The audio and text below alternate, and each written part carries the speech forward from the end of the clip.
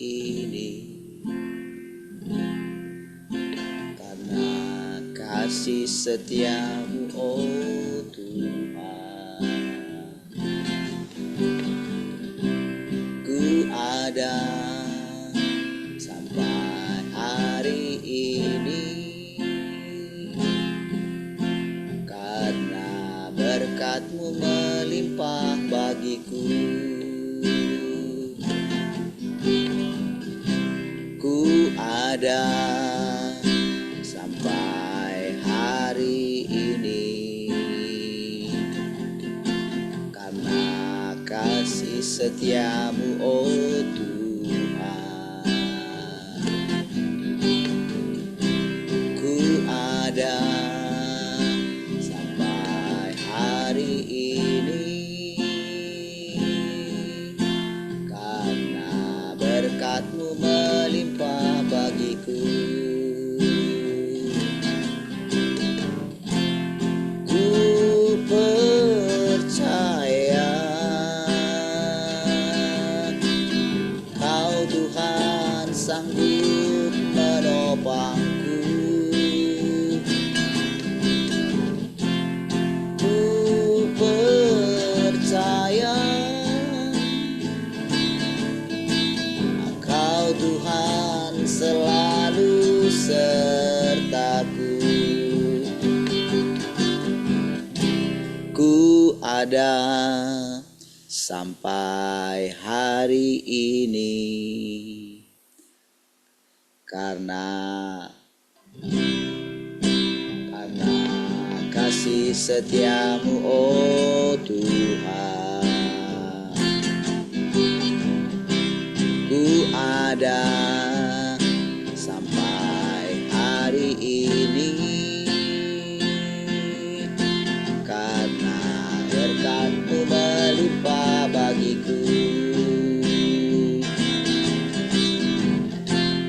Ku percaya Engkau Tuhan sanggup menopangku. Ku percaya Engkau Tuhan selalu sertaku. Ku percaya Engkau Tuhan sanggup menopangku. Ku percaya Engkau Tuhan selalu sertaku. Ku percaya Engkau Tuhan sanggup menopangku. Ku percaya Engkau Tuhan selalu sertaku. Engkau Tuhan selalu sertaku.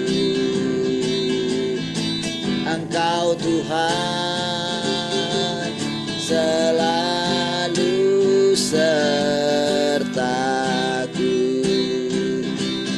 Oh, haleluya.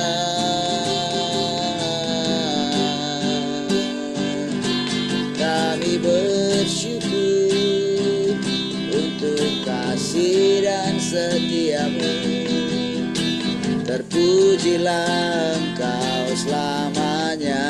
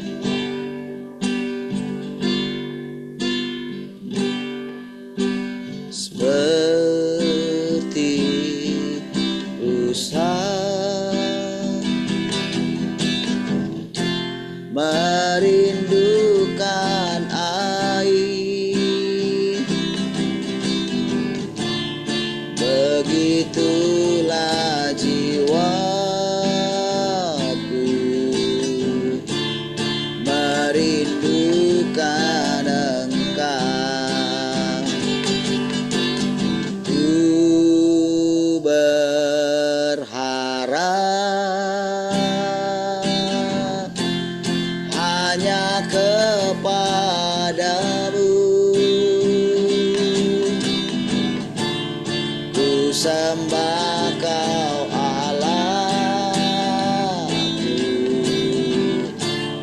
Tuhan dan Rajaku.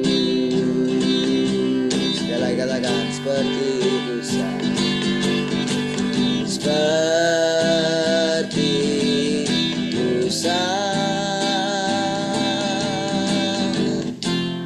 merindukan air,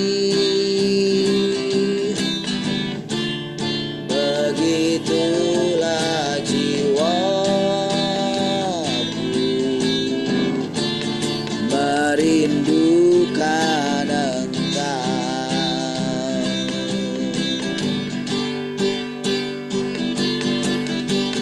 Ku berharap hanya kepadamu,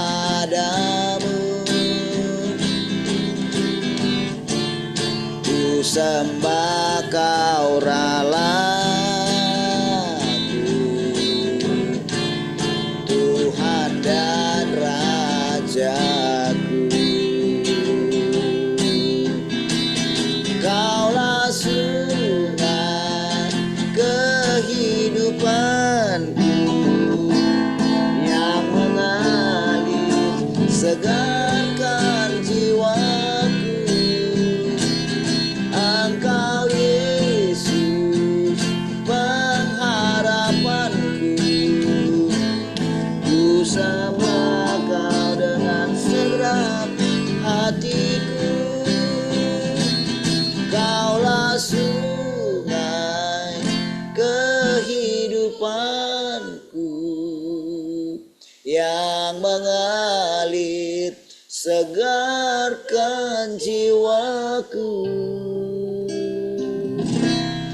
Engkau Yesus pengharapanku, ku sembah Kau dengan segenap hatiku.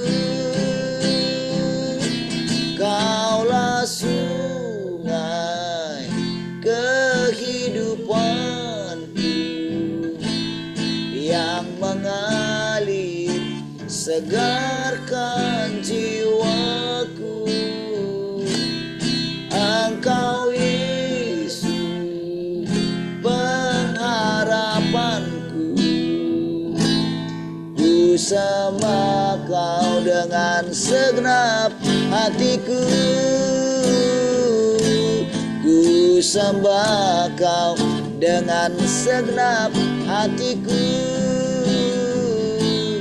Ku sembah Kau dengan segenap hatiku.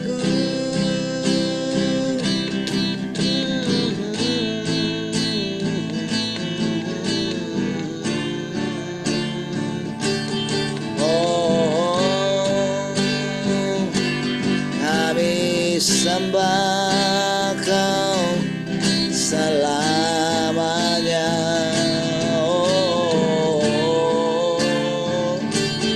Engkau membawa kami semakin melekat denganmu.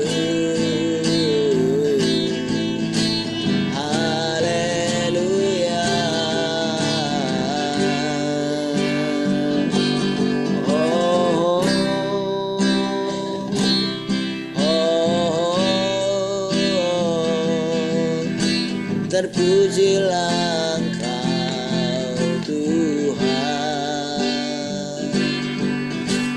haleluya.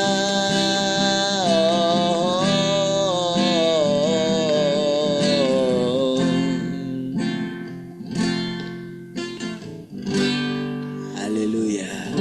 Kasih Tuhan, kami bersyukur pagi hari ini kembali kami bersekutu dengan Engkau Tuhan. Mari silakan Tuhan, kami jadikan pikiran kami sepenuhnya.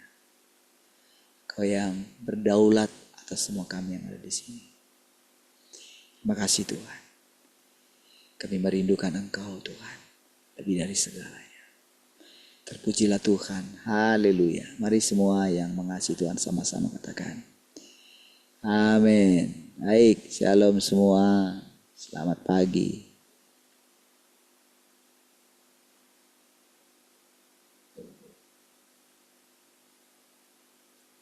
Shalom semua, selamat pagi. Shalom semua, selamat pagi. Semua selamat pagi. Shalom semua, selamat pagi. Shalom semua, selamat pagi.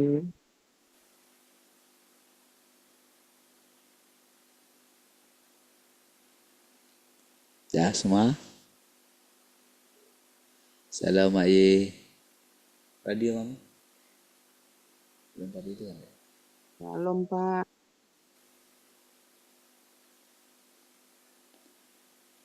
Salam.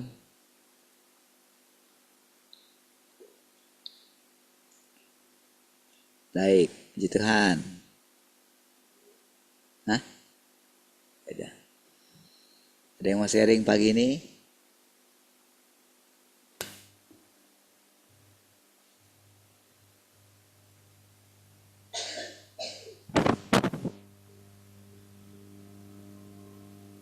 Ada yang mau sharing?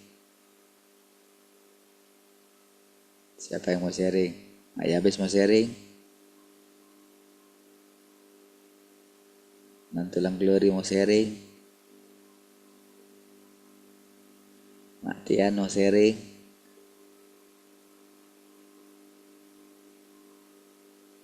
Mami mau sharing?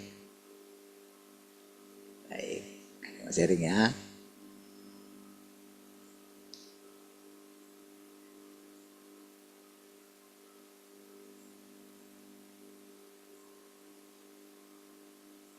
Oke, baik ya.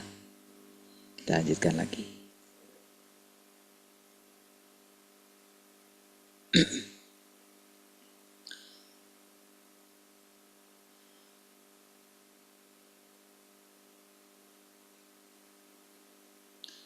Dengan kata lain, pekerjaan zaman inkarnasi Tuhan terbagi menjadi dua bagian. Satu bagian terdiri atas pekerjaan yang dilakukan oleh daging inkarnasi dari Tuhan itu sendiri dan firman yang diucapkan oleh daging inkarnasi dari Tuhan itu sendiri. Ya, pertama oleh daging, kan tadi kan satu bagian terdiri atas pekerjaan yang dilakukan oleh daging inkarnasi dari Tuhan itu sendiri dan firman yang diucapkan oleh daging inkarnasi dari Tuhan itu sendiri. Ya. Begitu pelayanan dagingnya telah diselesaikan sepenuhnya, bagian lainnya dari pekerjaan itu harus tetap dilakukan oleh mereka yang dipakai oleh Roh Kudus. Pada waktu inilah manusia harus memenuhi fungsinya karena Tuhan telah membuka jalan dan jalan itu harus ditempuh oleh manusia itu sendiri. Nah, perhatikan ya perkataannya itu saudara, supaya kita mengerti di bagian mana kita. Kan tadi malam kan dikatakan bahwa ingat, jangan lupa Tuhan itu adalah firman-Nya gitu. Firman. Jadi kan itu Tuhannya. Terus pekerjaan itu dilakukan oleh firman itu karena Tuhan adalah firman itu. Jadi dia yang melakukan kan gitu kan. Nah, sementara daging itu kan itu dikatakan daging inkarnasinya. Makanya dikatakan manusia harus tetap jadi dilakukan oleh mereka yang dipakai oleh Roh Kudus. Jadi pada waktu inilah manusia harus memenuhi fungsinya karena Tuhan telah membuka jalan. Dan jalan itu harus ditempuh oleh manusia itu sendiri. Jadi lihat bagaimana kerjasama antara firman dan daging itu gitu. Nah, ingat seperti dikatakan tadi bahwa di dalam daging itu kita termasuk. Karena kan kita anak manusia. Orang yang dipilihnya, orang yang akan dipakainya.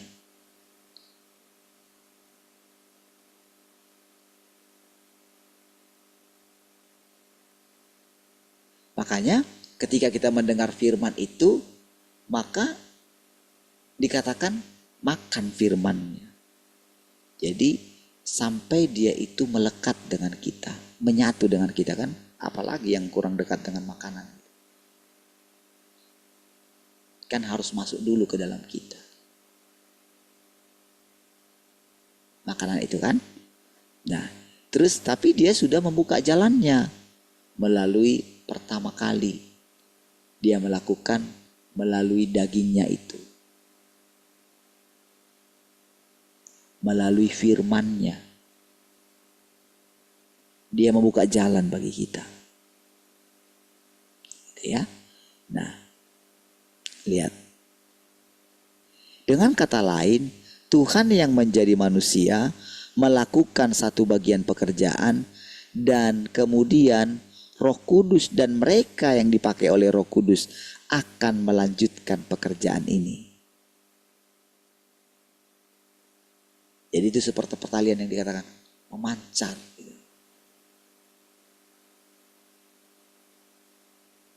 Itu sebabnya saudara, kita mendengarkan seperti, jadi ketika saya menerangkan itu kan prosesnya kan jadi seperti itu kan. Tapi kan ini kan satu pemahaman yang baru gitu kan. Satu paradigma yang baru gitu. Makanya terjadi kayak benturan gitu di dalam diri orang yang pertama sekali menghidupinya gitu. Atau yang selanjutnya akan dipakai oleh Roh Kudus tadi. Kan Roh Kudus dengan orang yang dipakainya kan itu kan. Dan oleh mereka yang dipakai oleh Roh Kudus. Lalu dikatakan, dengan kata lain Tuhan yang menjadi manusia melakukan satu bagian pekerjaan. Dan kemudian Roh Kudus dan mereka yang dipakai oleh Roh Kudus akan melanjutkan pekerjaan ini.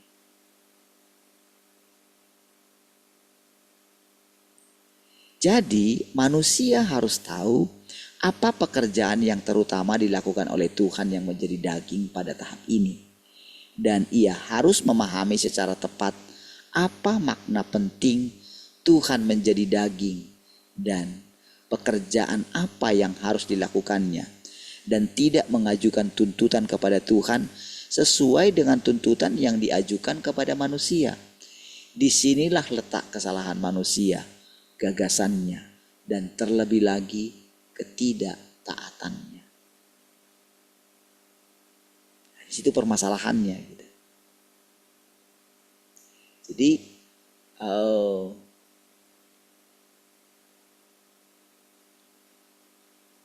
dengan apa ya?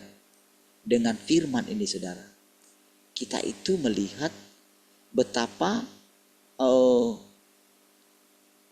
ketika dikatakan berulang-ulang itu, Tuhan adalah Tuhan, manusia adalah manusia. Jadi dia tidak firman itu tidak mengubah atau tidak mengolah daging inkarnasinya itu supaya, karena kita itu walaupun kita melihat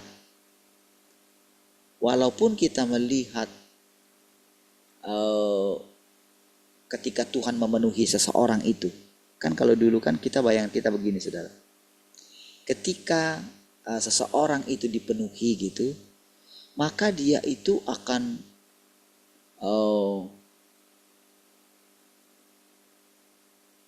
memancarkan kemuliaan gitu. Makanya cara orang menantikan Tuhan yang datang kedua kali itu kan, itu sejak dari awal itu sudah keliru, saudara. Nah, ingat saudara, ketika Tuhan di situ, siapakah engkau? Selalu mereka kan begitu kan. Tunjukkanlah pekerjaan apa yang kamu akan tunjukkan. Sehingga kami harus percaya kepadamu. Kan? Bekerjalah bukan untuk sesuatu yang sifatnya sementara. Tetapi bekerjalah untuk sesuatu yang sifatnya kekal. Katanya kayak gitu kan. Lalu mereka bertanya seperti itu. Nenek moyang kami sudah memberikan kami. Nenek moyang kami Musa memberikan kami juga roti itu. Lalu dia bilang, memberikan roti mana gitu kan. Lalu dia bilang, akulah roti yang turun dari sorga.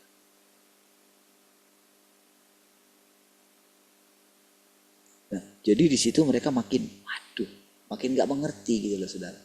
Jadi Mesias yang mereka tunggu itu, mereka lupa kalau Mesias itu adalah firman. Jadi firman itulah yang akan membuat perubahan gitu. Sama saudara. Jadi Tuhan yang datang kedua kali itu adalah firman yang baru sebetulnya. Sementara orang fokus, mana dia Tuhan yang akan datang itu. Mereka lihat fisiknya kan.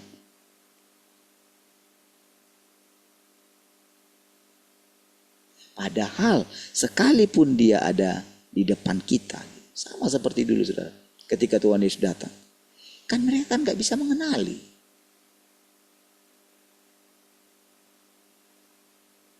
Yang mereka selalu harapkan itu mereka bisa buat mujizat gitu loh.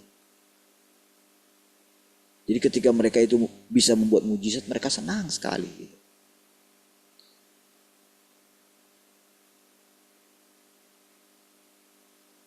Ketika Paulus tahu bahwa dia akan dipanggil untuk bangsa-bangsa gitu, dia itu merasa wah spesial gitu. Ya, setiap orang dari dulu kejatuhannya iblis kan di situ saudara. Dia merasa itu punyanya dia gitu. Dia nggak terikat dengan sumbernya. Kata-kata dia lain, gak sama dengan kata-kata Tuhan itu. Makanya dia bilang kalau dia berdusta dari dirinya sendiri. Itu dari dirinya sendiri.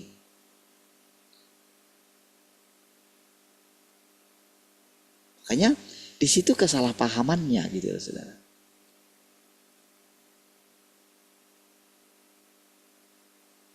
Jadi firmanlah yang membuat tubuh inkarnasinya itu menjadi Tuhan itu. Makanya kan selalu ditekankan, Tuhan itu, ingat ya, Tuhan itu adalah firman itu.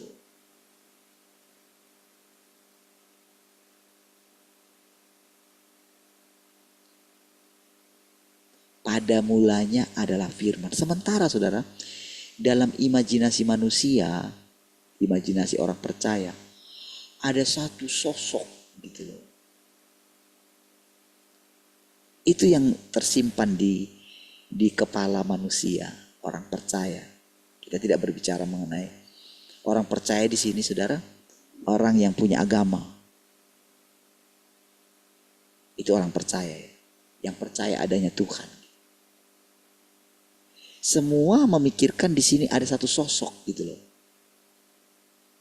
Makanya ada orang tua di langit gitu loh. Sementara sejak awal pun sudah dikatakan firman yang menjadikan segala sesuatu.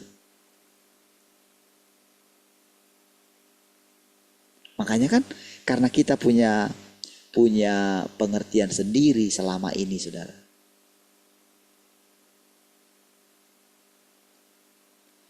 Jadi entah kenapa saudara gagasan itu begitu mencengkeram kita gitu.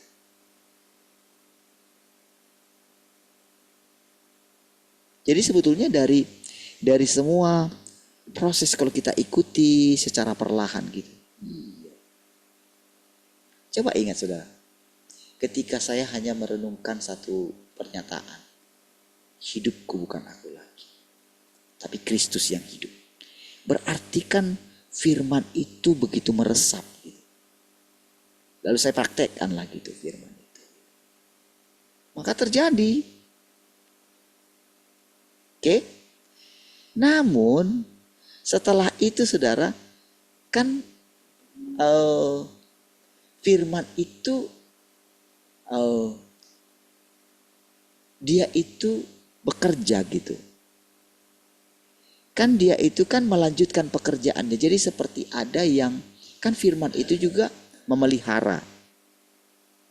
Makanya dikatakan ada Roh Kudus yang menghidupkan firman itu gitu. Atau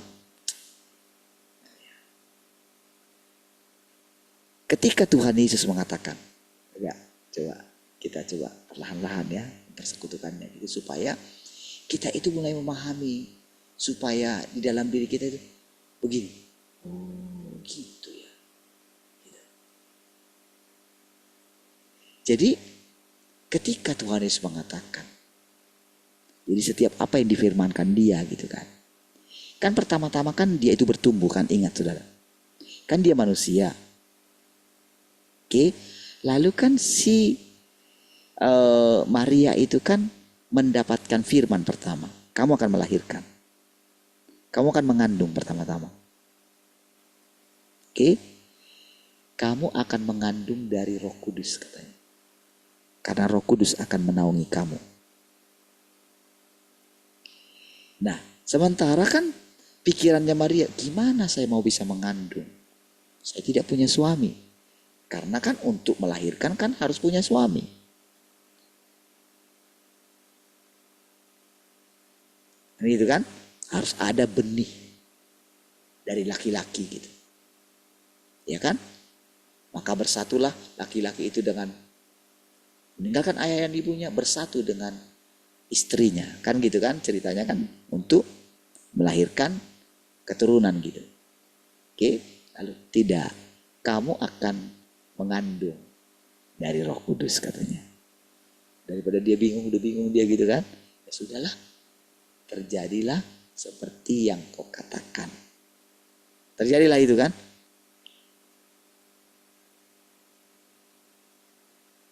Nah, singkat cerita, ketika dia tahu tunangannya sudah mengandung gitu kan, dengan diam-diam mau dia ini supaya nanti jangan malu kan gitu kan ceritanya kan si Yusufnya.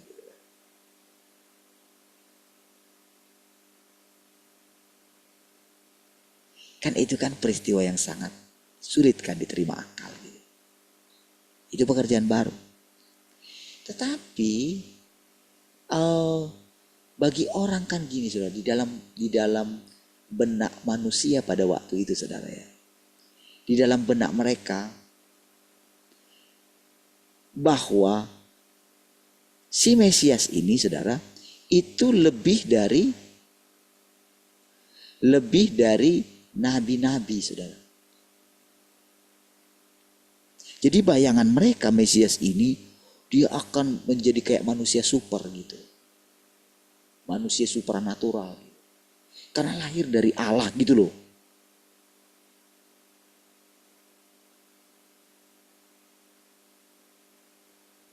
Kan sama kan setiap kali misalnya. Jadi ingat gak ketika Lamek gitu kan. Ketika dia mau punya anak Nuh gitu kan. Kan dia tiba-tiba bernubuat. Anak ini menjadi anak penghiburan bagi kita selama penderitaan yang kita alami. Kan ada kayak gitu kan. Anak ini bawa rezeki katanya kan kayak gitu kan. Tapi ada anak bawa sial katanya kan kayak gitu kan. Wah itu kalau sudah dibilang itu ada memang yang kayak gitu sampai anak itu tertolak saudara. Ketika dikatakan anak bawa sial. Karena ketika dia lahir, mereka memasuki satu masa penderitaan gitu. Jadi dianggap sebagai anak sial. Nah, jadi Yesus ini jadi dalam pandangan sejak awal itu saudara. Maria ini selalu berpikir dia ini manusia hebat ini. Dia selalu tunggu-tunggu loh waktunya gitu.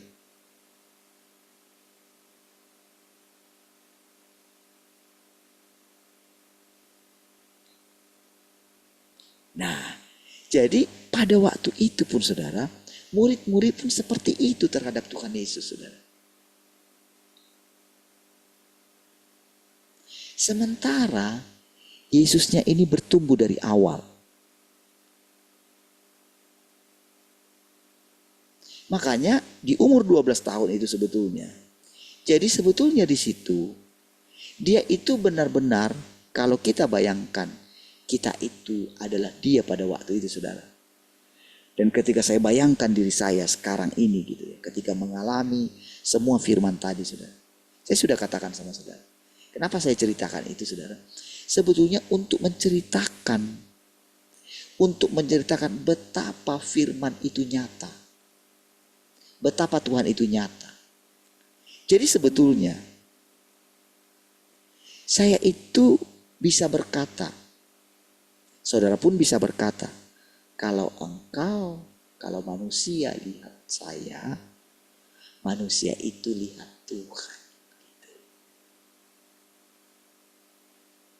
Nah, tetapi ketika di awal-awal saudara, saya itu takjub sekali saudara. Sampai begini saudara, sampai pada waktu itu saudara, saya itu berpikir tidak akan ada yang bisa tunduk kepada, tidak akan ada yang bisa melawan saya. Iya, siapapun gitu.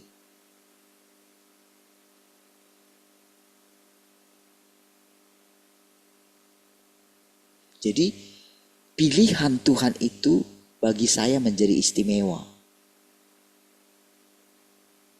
Padahal saudara, Tuhan tidak meninggikan manusia.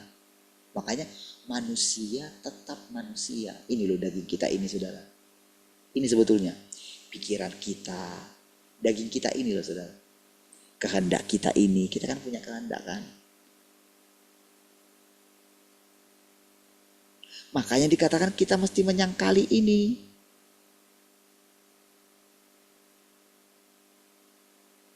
Ketika dia mau meninggikan diri, merasa hebat dari yang lain, itu mesti ditekan dia. Makanya saudara, kita itu diizinkan mengalami penderitaan, kesukaran gitu. Makanya Paulus itu ketika dia berusaha ingin menjadi baik, yang jahat yang muncul gitu. Maksudnya itu sebetulnya intinya Paulus itu dia bukan apa ya. Jadi sebetulnya manusia itu rusak. Tetapi sebetulnya yang rusak itu adalah sumbernya gitu loh. Makanya dikatakan iblislah yang jadi bapakmu. Jadi itu sebetulnya bukan mendiskreditkan sebetulnya. Jadi firman Tuhan itu sebetulnya menyingkapkan loh gitu. Sebetulnya kamu tahu ya, iblis lah yang jadi bapak. Kira-kira kayak gitu. Jadi bukan sedang menghina orang itu, bukan. Tapi supaya kamu sadar loh, itu loh maksudnya.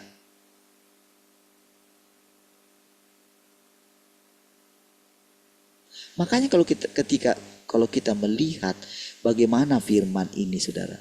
Itu begitu benar-benar ketika membandingkan antara Paulus dan Petrus saudara.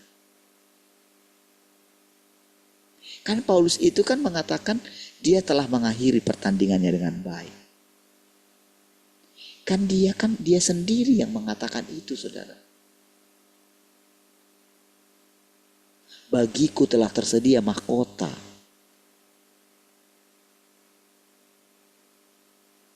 Karena apa? Karena dia itu memang di dalam dirinya itu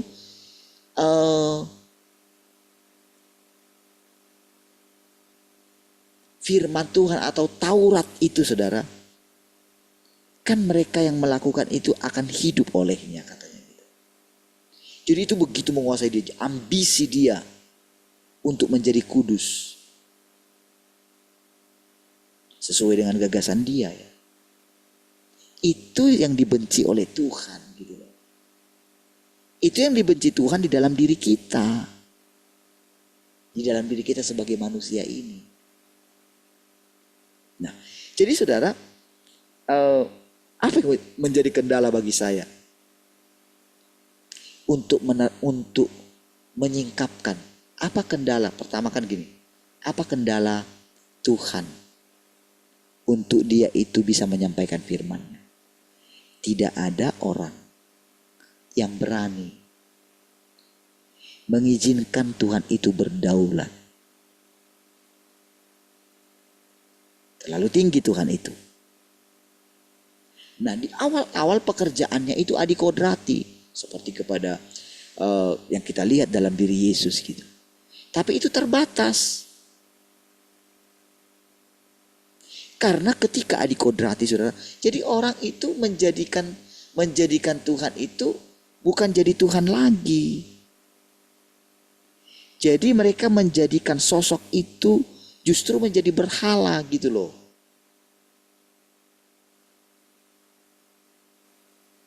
Jadi melalui murid-murid, maukah engkau pada masa kini memulihkan kerajaan bagi Israel? Ajarilah kami berdoa. Maksudnya itu supaya mereka bisa melakukan perbuatan besar. Tumpangkanlah tanganmu atas kami. Kan seperti itu kan?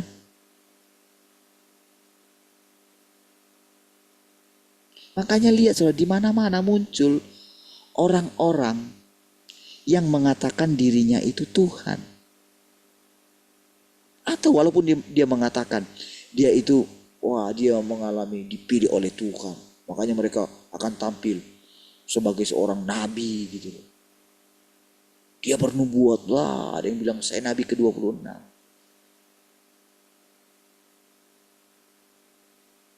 Karena mereka merasakan sesuatu. Tadinya mereka tulus saudara. Tapi karena tidak adanya muncul, belum datangnya Tuhan yang berinkarnasi itu saudara, yang mengucapkan firman ini, maka mereka merasa diri mereka istimewa. Sementara Kristus tidak begitu. Perhatikan di situ ya, letak perbedaannya. Kita mesti hati-hati di situ supaya kita itu mengerti prosedurnya gitu. Oh, makanya Yesus mengatakan, kemana aku pergi kamu tahu jalan ke situ ya. Jadi firman itu yang akan membawa kita ke dalam Bapa itu sendiri. Karena kan bayangkanlah di manalah tempatnya Tuhan itu kalau dia memenuhi segala sesuatu. Di mana dia bisa sembunyi? Gak bisa kan? Kan dia yang suruh kita, tinggallah di dalam aku di dalam kamu. Perkataan-perkataan yang kukatakan kepadamu adalah roh dan hidup.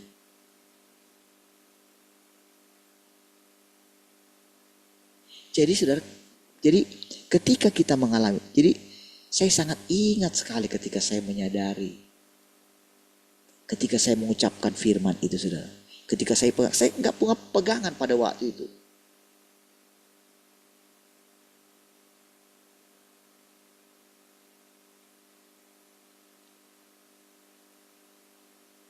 Saya nggak bisa melakukan apa-apa. Saya nggak punya urapan apapun gitu.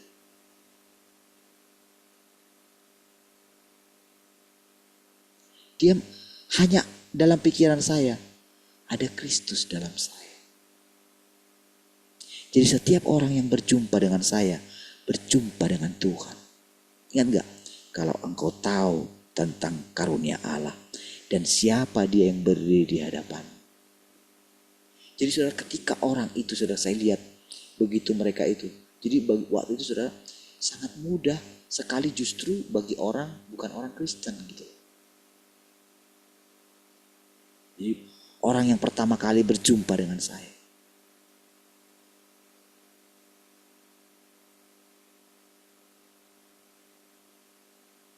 Jadi saya bisa merasakan kuasa itu mengalir saudara. Terjadi begitu saja. Gitu. Jadi ketika selanjutnya saudara, Tuhan mulai mengajari kita secara perlahan. Ketika kita berjumpa dengan firman ini. Ingat saudara ketika yang saya katakan anak laki-laki itu kan. Iya. Itu saudara, itu seperti kotak Pandora saudara. Seperti pembuka gitu. Wow.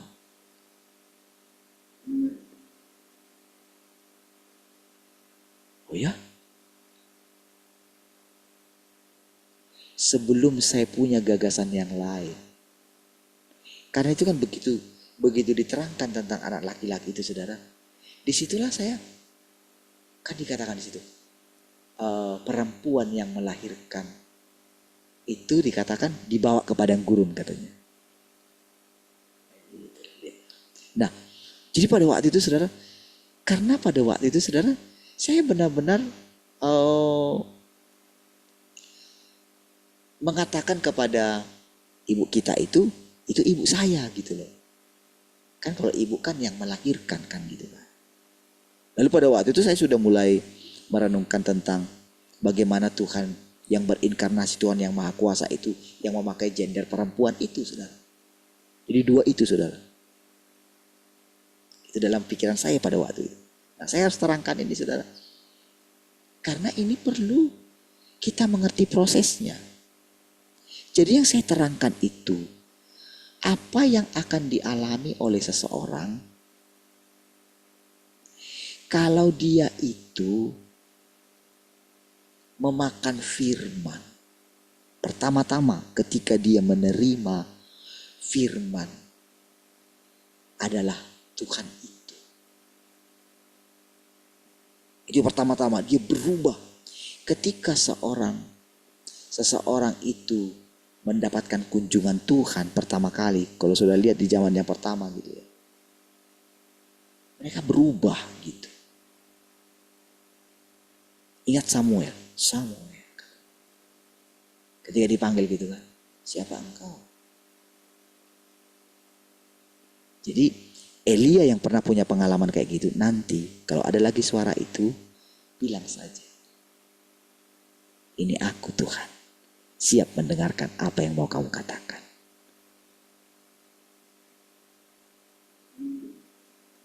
Nah, tetapi ada kendalanya. Karena manusia itu rusak. Itulah saudara.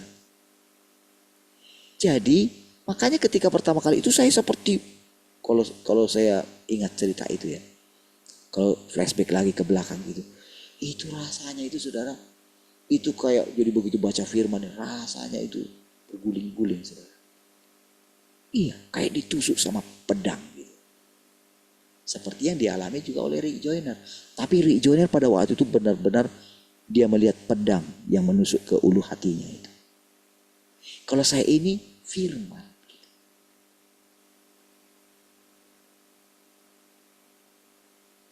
Jadi ada hal-hal yang sedikit saya alami tentang Adi Kodrati. Karena pada waktu itu saudara saya pengen sekali juga punya penglihatan gitu. Punya karunia penglihatan gitu. Makanya yang saya ceritakan sama semua saudara itu tentang beberapa peristiwa yang mungkin supranatural gitu kan. Tapi itu nyata sekali gitu. Jadi, tapi begitu nggak. Jadi kalau seseorang ngalami itu kan pasti bangga dia kan. Nah, di situ permasalahannya.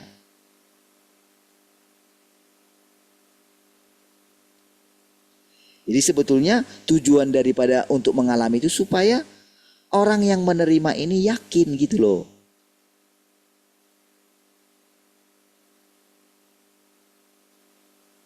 Oke, jadi setelah itu saudara, disitulah mulai kita menerima firman yang baru. Jadi begini loh sebetulnya. Jadi ketika kita itu mulai melangkah terus maju, ketika saya berani terus melangkah maju, maka pergulatan itu tidak ada lagi. Berkuranglah dia, pergumulan itu. Atau seperti Yakub itu yang, kan dia selalu begini, kalau engkau tidak memberkati aku.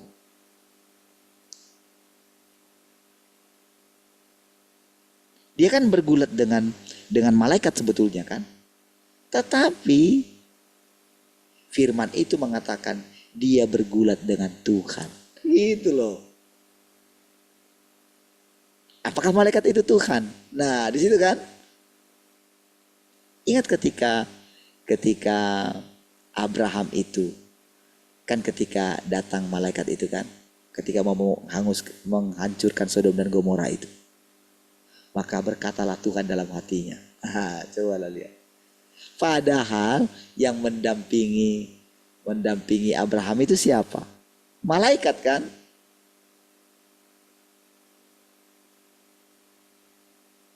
Iya kan? Tetapi firman itu bilang, maka berkatalah Tuhan dalam hatinya. Nah, tetapi para ahli-ahli Alkitab, saudara,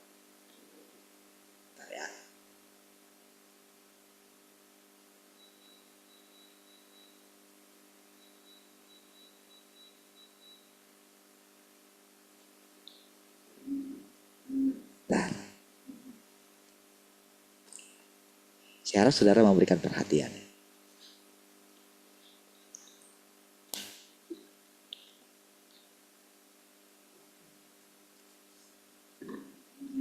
Karena nanti saudara akan ketemu dengan orang yang, jadi ketika dia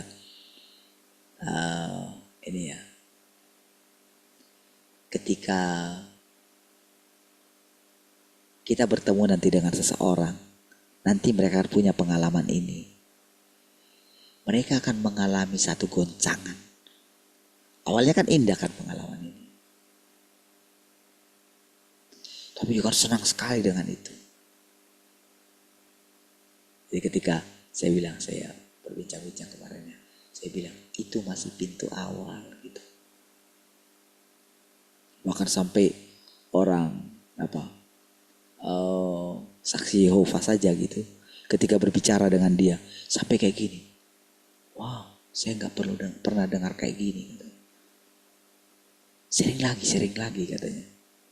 Padahal biasanya kan orang saksi Yehova yang menguasai pembicaraan gitu.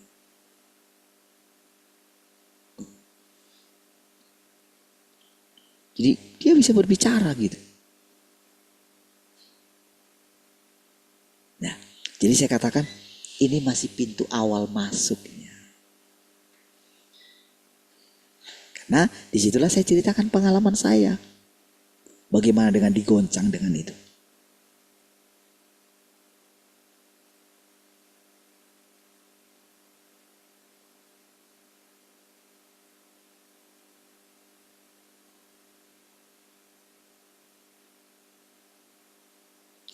Saudara, ketika Yakub bergulat dengan malaikat itu, saudara. Lihat saudara, dia pegang kaki malaikat itu. Berarti pada waktu itu kan, malaikat itu kan kayak manusia kan.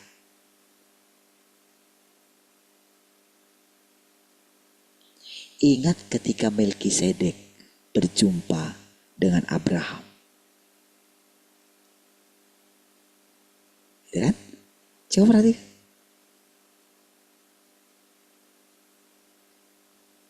Bagaimana Abraham mempersembahkan 1/10 dari hasil jarahannya kepada Melkisedek yang dikatakan imam pada waktu itu. Tidak ada silsilahnya. Betapa agungnya Melkisedek itu katanya. Kira-kira seperti itulah ketika mereka berjumpa dengan malaikat. Jadi malaikat itu pakai tubuh manusia. Menyamar jadi manusia.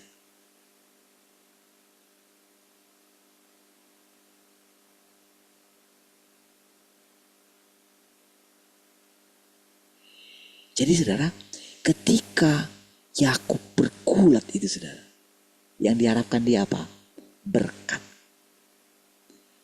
Engkau harus memberkati aku katanya.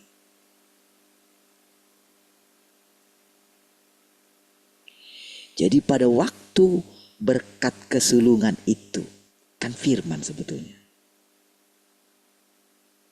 Perkataan. Cuma perkataan aja kok.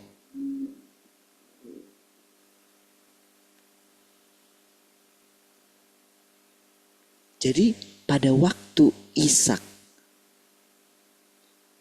melepaskan berkatnya kepada Yakub, dia pasti merasakan sesuatu, saudara. Sama seperti Tuhan Yesus, aku merasakan kuasa mengalir dari diri.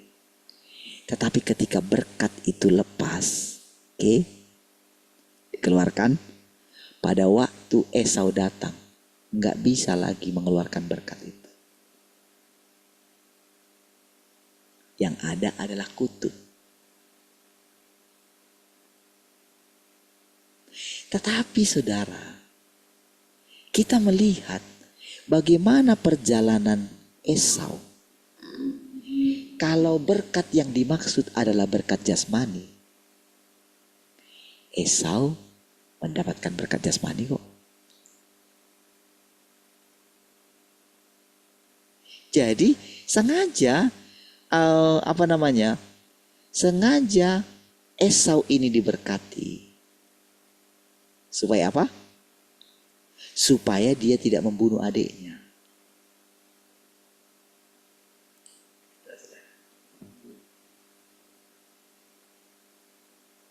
Jadi dia gak tertarik lagi dengan berkat yang dikirimkan oleh Yakub. Tetapi di kemudian hari, bagaimana dia dianggap menjadi terkutuk. Tapi ingat perjalanan ini, saudara. Bukankah Tuhan Yesus juga dikutuk? Ya kan? Dia yang tidak berdosa dibuat menjadi berdosa. Bagi kita, dia itu terkutuk. Kan itu kan sebetulnya. Karena terkutuklah orang yang digantung di kayu salib. Lihat prosesnya itu, saudara. Supaya kita mulai mengerti, saudara. Ketika sekarang kita itu menjalani satu kehidupan yang menurut kita itu, jadi sering sekali manusia itu, saudara, iri dengan orang lain gitu. Kenapa aku dilahirkan kayak gini? Kenapa aku dilahirkan di keluarga yang miskin? Kenapa begini? Maka ketika mereka melewati masa itu, mereka trauma dengan itu, saudara. Sehingga mereka berpikir Tuhan tidak mengasihinya lagi. Apa Tuhan bisa berubah? Tuhan gak bisa berubah, saudara.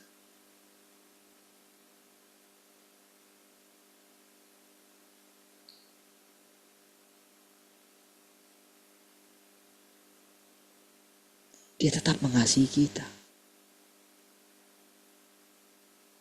Tapi saudara, manusia itu telah menginterpretasikan lain, saudara. Kitab Wahyu itu, saudara. Saudara, ini penting sekali ya, saudara renungkan gitu ya. Ini akan membuat kita, saudara, dalam persekutuan ini, saudara. Kenapa saya sering mengatakan kepada saudara, ayo sharing, buka mulut saudara. Cerita gitu.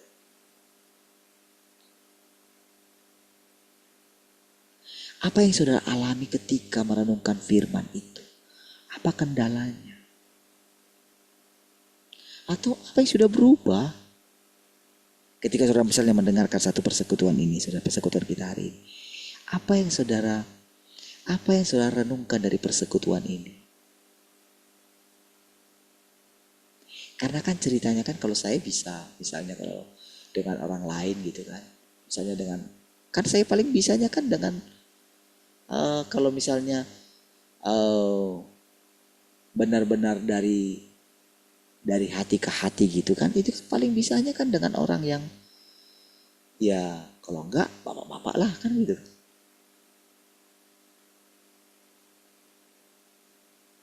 Misalnya kalau kita ibadah kayak gitu kan, gak mungkin saya nimbrung dengan ibu-ibu kan. Lucu juga kan.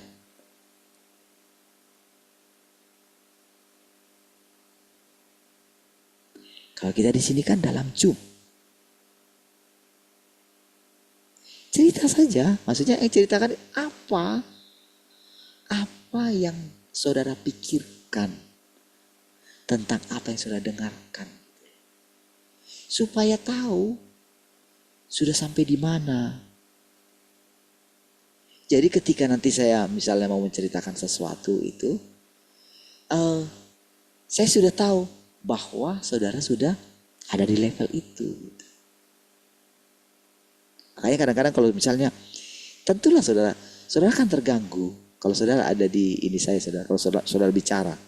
Coba ketika saya pergi. Saudara masih bisa enak gak bicara?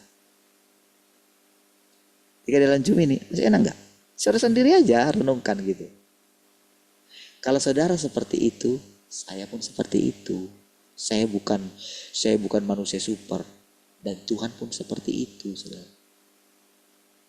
Kalau dia lagi mau berbicara sama kita, lalu kita sibuk kesana kemari, gak bisa dia bicara. Gitu. Makanya dia katakan duduk. Ketika dia suruh kita duduk itu, bukan demi dia, demi kita. Tetapi seperti dikatakan tadi, kita diperlukan dia, daging kita ini diperlukan dia. Tapi ingat, Tuhan itu datang bukan untuk mempermuliakan daging kita. Makanya dia selalu ingatkan wanti-wanti kita, daging kita ini rusak loh. Dagingmu itu rusak loh.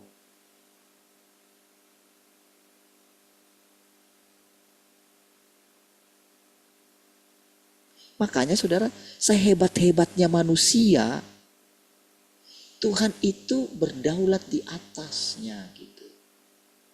Maksudnya berdaulat itu dia di atas, hanya dialah yang kudus. Jadi ketika dikatakan, kuduslah kamu sebab aku kudus. Itu firman. Jadi ketika kita mendengarkan firman itu, ketika kita percaya Tuhan itu ada di antara kita setiap saat gitu ya, maka kita mikir sesuatu yang negatif pun saudara, yang kecil pun dalam pikiran kita, itu langsung kayak ada yang negor kita gitu loh. Itu loh kenyataannya Tuhan itu sampai kayak gitu. Jadi semua dengan iman.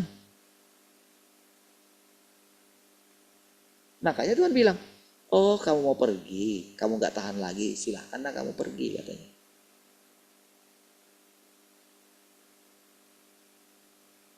Iya. Jadi orang-orang yang meninggalkan persekutuan ini saudara, lihat nanti penderitaan. Oh nampaknya saudara, oh diberkati. Ya. Tapi saya sudah bilang sama saudara.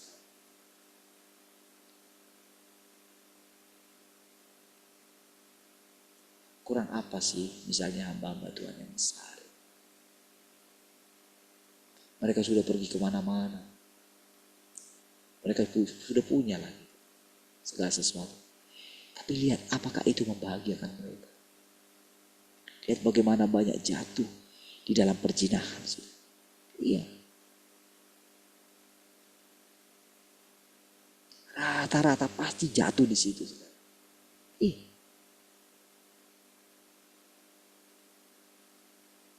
Iya, jadi ketika mendengar itu saudara,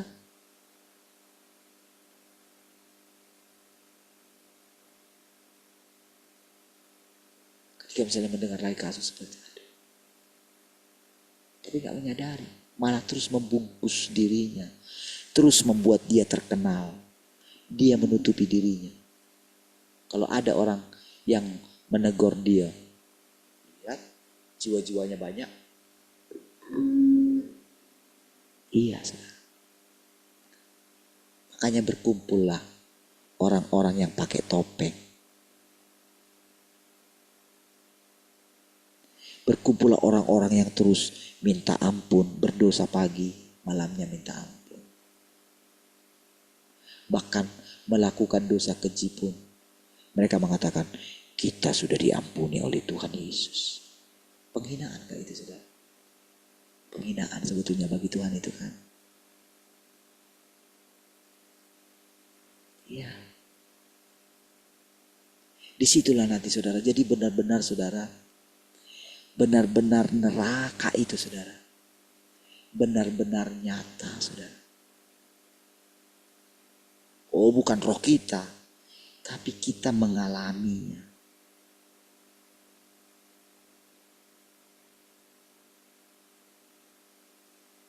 Kalau bagi orang yang dipilihnya itu pemurnian. Tapi bagi orang yang menolak dia, yang terus hidup dalam dosa dan kejahatannya, itu menjadi satu penyiksaan saudara. Iya. Bagi orang yang tidak mengejar hidup, karena neraka itu artinya tidak punya hidup lagi. Iya.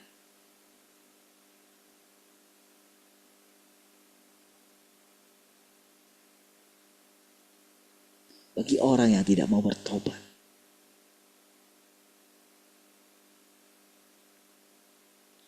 neraka itu nyata saudara. Bukan nanti. Saudara sering sekali saudara ketika melihat ya,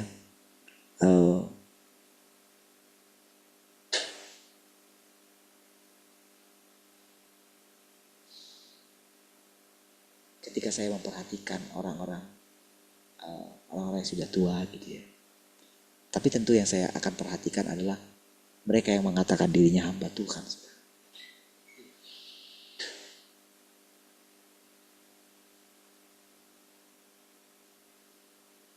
Itu benar-benar satu keadaan yang sangat mengerikan. Dan itu pun sudah di usianya segitu, tetap juga tidak sadar. Dia akan terus mencoba lagi sudah menutupi, pakai topeng. Selalu masih menganggap dirinya, kalau dia hamba Tuhan, dia masih terus berkhotbah saudara. Ketika dia menyampaikan firman itu, wow, dia merasa wah. Firman yang diucapkan dia. Orang-orang terpukau dengan firman itu, dengan penyingkapan itu. Karena apa? Karena nama besar.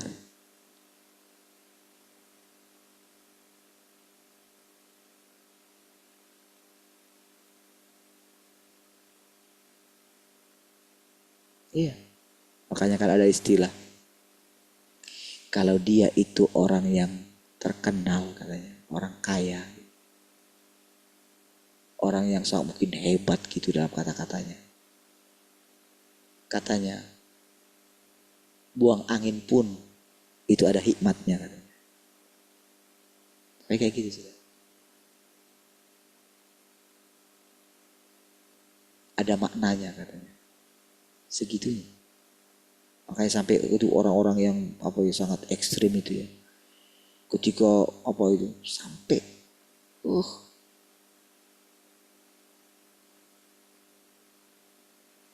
orang-orang yang benar-benar meninggikan orang lain itu ya. Wah itu sampai gimana-gimana itu dicium apa gitu ya. Keringatnya.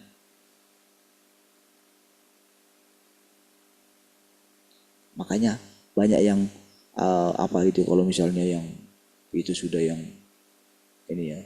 Karena mereka jadi kalau punya gitu ya. Jadi mereka merelakan anak-anaknya menjadi istri keberapa gitu dari seorang Habib gitu. Karena kan Habib katanya keturunan ini gitu. Sebetulnya di situ sama semua. Kayak sama seperti Paus kemarin kan. Orang-orang datang awalnya supaya mendapatkan berkat.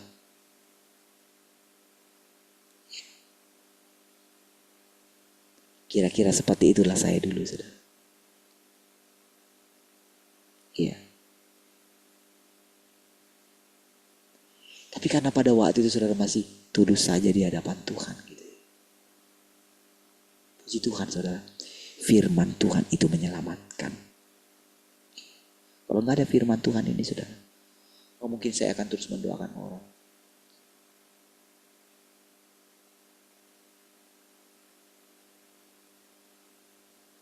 Jadi lihat saudara, pentingnya firman Tuhan ini saudara. Pentingnya kita menyadari saudara prosedurnya ini saudara. Di sini letak keselamatan kita. Disinilah artinya kita bisa berjumpa dengan Tuhan itu sendiri saudara. Kita benar-benar, jadi walaupun rasanya kan kalau sekarang kan gambarannya itu kan, oh berarti Tuhan itu gak bisa digambarkan dengan wajah ya.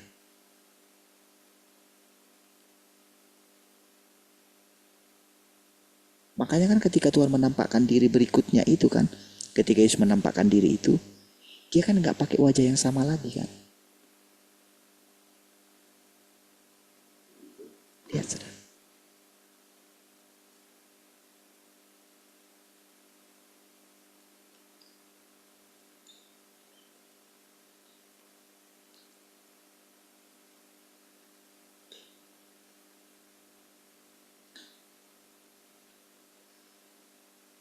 Berapa itu? 4. Coba satu bagian lagi ya. Ya, perhatikan. Tuhan menjadi daging bukan dengan maksud memungkinkan manusia mengenal dagingnya. Kan di ini lagi saudara. Diperjelas lagi saudara. Makanya saudara, untuk bisa mengucapkan ini saudara, si orang itu saudara, itu benar-benar mengalami satu perjalanan yang panjang. Kenapa saya cerita sama saudara tentang kehidupan saya? Ini kita persekutukan saudara, supaya saudara juga punya jalan masuk. Iya. Tapi selanjutnya nanti saudara, dikatakan kan Yesus itu bilang, aku akan meminta dan aku akan membawa Bapa sama-sama. Katanya kan kayak gitu kan. Supaya kamu tidak lagi melalui aku, tapi kamu langsung berdoa kepada Bapa. Tapi kenapa dia bilang Bapa? Jadi konsep tentang Allah dalam pikiran murid-muridnya itu mau diruntuhkan.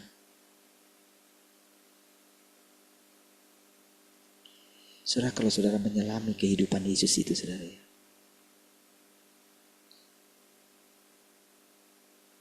dan apa yang sudah dikerjakan dia,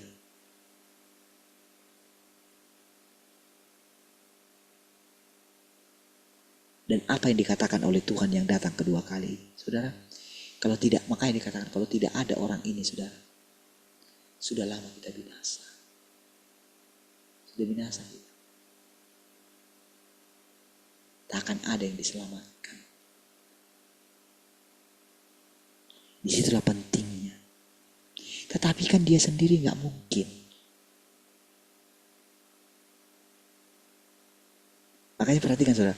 Tuhan menjadi daging bukan dengan maksud memungkinkan manusia mengenal dagingnya, atau memungkinkan manusia untuk mengetahui perbedaan antara daging dari Tuhan yang berinkarnasi dengan daging manusia biasa. Tuhan juga menjadi daging bukan untuk melatih kekuatan kemampuan manusia dalam membedakan. Dan terlebih lagi, dia menjadi daging bukan dengan maksud memungkinkan manusia untuk menyembah daging inkarnasi Tuhan. Nah, jelas kan? Jelas gak? Kira-kira saudara, apa yang muncul dalam pikiran saya? Kan saudara kan harus membayangkan gitu loh. Saudara harus membayangkan saudara itu adalah saya gitu. Saya harus bayangkan pola pikir saya itu gitu. Makanya ketika saya persekutukan ini, saya sedang menceritakan apa yang terjadi ketika saya memakan firman ini. Itulah yang saya ceritakan bagi saudara gitu loh. Itulah yang saya persekutukan begini loh. Jadi saudara itu bisa mengetahui bagaimana saya hidup. Apa yang ada di pikiran saya. Masih ada nggak di sini saudara keinginan-keinginan apa gitu. Apa yang ada di sini begitu mendengarkan ini. Apa yang berubah. Mungkinkah saya yang benar-benar itu ketika ketika menjalani kehidupan saya sampai dengan hari ini, benar-benar firman yang saya baca ini benar-benar sudah mengubah saya. Mungkinkah saya berani lebih besar daripada orang ini? Dia yang begitu rendah hati, saudara. Sekarang permasalahannya, kenapa orang itu jadi punya rendah hati? Kenapa dia memiliki kerendahan hati seperti Tuhan Yesus itu gitu loh. Apa yang ada di pikiran dia sehingga dia berani berkata, Tuhan yang Maha Kuasa itu adalah Yesus yang datang kedua kali. Apa yang membuat dia berani ngomong kayak gitu? Nah itu yang saudara renungkan.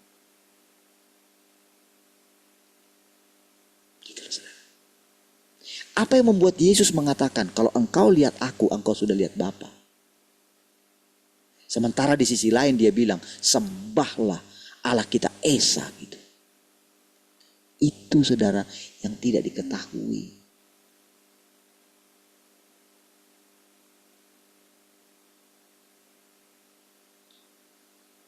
Oleh orang-orang agamawi saudara. Itu makanya gak mengerti kalau Tuhan sudah datang kedua kali. Itu mereka gak ngerti itu firman saudara.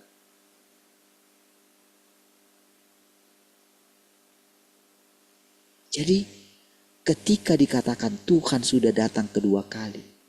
Apa yang timbul dalam pikiran itu? Itu maksudnya persekutuan kita ini saudara. Jadi kalau dikatakan seperti tadi itu saudara. Bukan supaya memungkinkan orang itu menyembah daging inkarnasi ini. Saya bisa lihat ini saudara.